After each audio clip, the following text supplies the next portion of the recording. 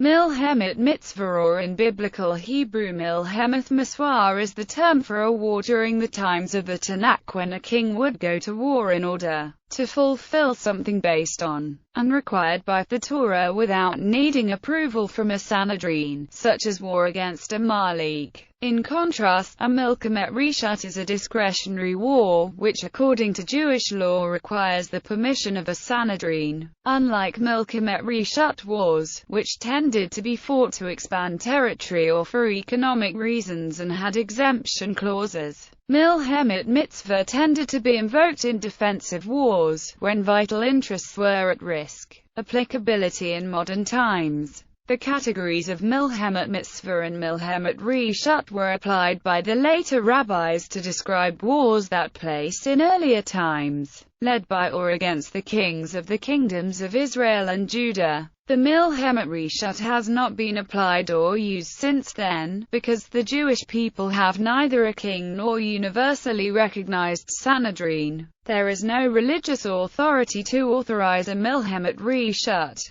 Notwithstanding, there is more than one description of the terms Milkhemet Mitzvah and Milkhemet Reshut. According to the Jerusalem Talmud, also known as the Palestinian Talmud or Talmud Eretz Yisrael, compiled in the land of Israel during the 4th–5th centuries, Milkhemet Reshut is described as an offensive war, rather than a defensive war, which is Milkhemet Mitzvah. The discussion over compulsory and permitted wars also applies to certain exemptions given to individuals within the ancient Israelite and Judean society. Engaged men, those who have just completed to build their house and have not lived in it, and those who have not yet plowed their field before the war. All of these exemptions are given only in the case of Milkhemet Reshut. Talmud scholars of both the Jerusalem and Babylonian Talmuds discussed the nature of the wars commenced by the Israelites during the biblical era, generally tend to describe the conquest of the land of Israel in the book of Joshua as mitzvah wars,